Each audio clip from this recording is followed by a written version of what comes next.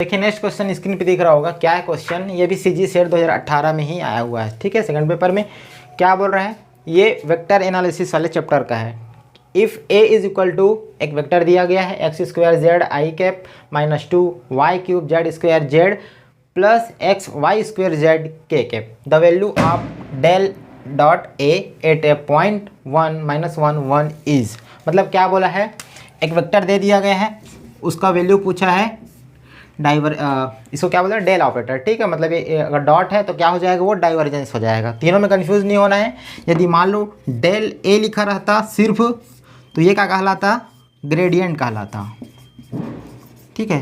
साथ में थोड़ा सा एक्स्ट्रा बता देता हूँ मैं, ये क्या हो जाएगा, मान लो डॉट रहेगा दोनों के बीच में, तो उसको क्या बोलेंगे, डाइवर्जेंस बोलेंगे, ठीक है, डाइवर्जेंस।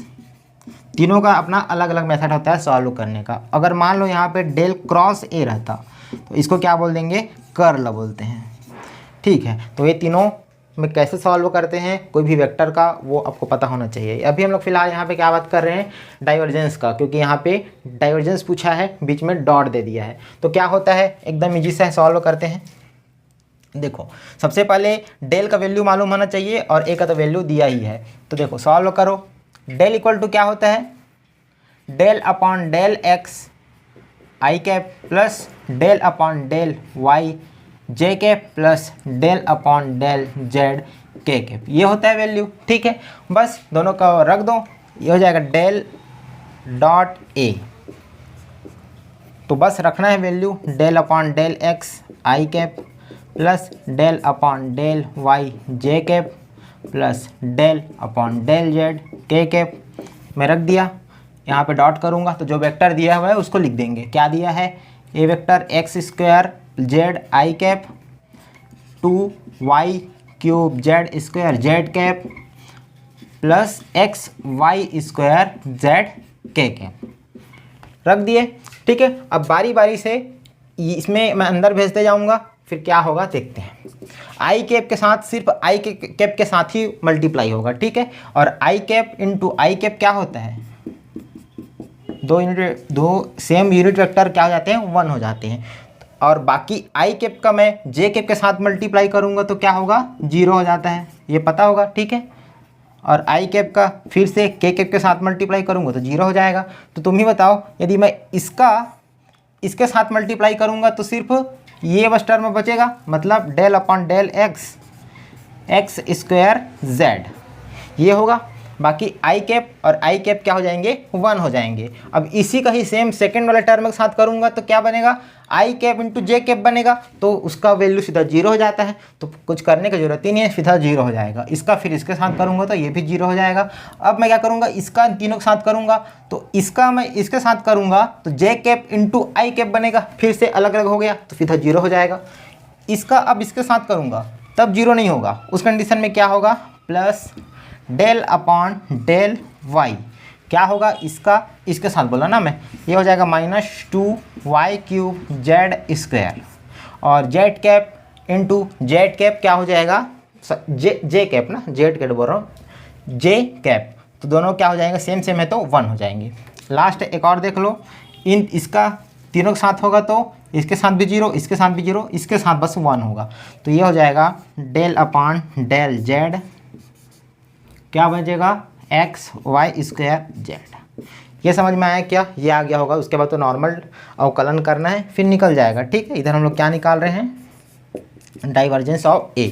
अब देखो नॉर्मल सिंपल सा अवकलन करना है, ये हो जाएगा 2x जेड, यहाँ पे क्या होगा, चूँकि माइनस को मैं बाहर ले लेता हूँ, माइनस है तो ये हो जाएगा y के सापेक्ष करना है, तो ये हो जाएगा 3 बाहर आ जाएगा तो 6 हो जाएगा वाई स्क्वायर जेड स्क्वायर, यहाँ पे जेड के रिस्पेक्ट में करना है तो एक्स वाई स्क्वायर, जेड का 1 हो जाएगा। तो ये वैल्यू आ गया। अब हमको एक पॉइंट पे निकालना था, बोला था कौन सा पॉइंट, 1 - 1 1, मतलब ये एक्स का वैल्यू हो जाएगा, ये वाई का वैल्यू, ये जेड का वैल्यू। बट पुट कर दो तो आंसर निकल जाएगा, ये हो जाएगा 1, ये हो जाएगा 1, ये होगा -1 का स्क्वायर, 1 का स्क्वायर प्लस ये हो जाएगा 1, ये -1 का स्क्वायर।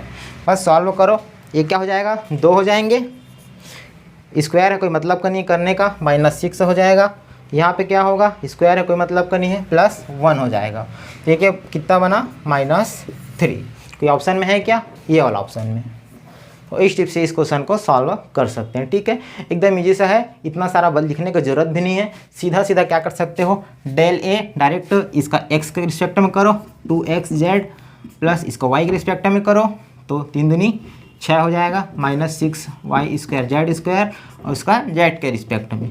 बस वैल्यू पुट करो 1, ये सब लिखने की भी जरूरत नहीं है, डायरेक्ट देख सकते हो x इंटू जेड 1 तो 2 यहाँ पे करना पड़ेगा, पुट करेंगे तो क्या आ जाएगा -6 और यहाँ पे क्या आएगा 1 -3। तो मतलब 3 लाइन का ये क्वेश्चन है। ठीक है, अगर स्पीडली वे में करोगे तो। बाकी मैं समझाने के उद्देश्य से पूरा बता दिया हूँ डिटेल में, तो इस टिप से ये क्वेश्चन बनेगा। मान लो ग्रेडियंट रहता तब कैसे निकालते हैं, तो ग्रेडियंट रहता है ना, तो ये वाला डॉट हट जाएगा। उस कंडीशन में तीनों का अलग अलग करना पड़ेगा, डेल एक्स का पूरा सापेक्ष में इसमें करना पड़ेगा, मतलब उसके लिए फिर अलग मेथड अपनाना पड़ता है। मान लो कर्ल रहेगा तो कैसे करेंगे, कर्ल में अपना मैट्रिक्स मेथड अपनाते हैं, मतलब आई जे के, फिर यहाँ पे del upon del x, del upon del y, del upon del z. उसके बाद यहाँ पे x square z -2y³ z square x y square z. इस टिप से सॉल्व करना पड़ता है, मतलब वेक्टर का जो वैल्यू रहेगा ना आई जे कैप का, उसको यहाँ पे रख के फिर इसको मैट्रिक्स मेथड से सॉल्व करते हैं। इस टिप से कर्ल निकलेगा।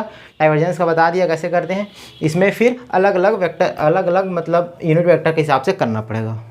तो अभी यहाँ पे इसको समझ लेते हैं, बाकी और नेक्स्ट क्वेश्चन में अगर ये वाला आता है तो उसको मैं समझा दूंगा। ठीक है, तो आई होप समझ में आएगा। क्वेश्चन नहीं आएगा कुछ भी कमेंट बॉक्स में जरूर बताना। फिर नेक्स्ट क्वेश्चन देखते हैं।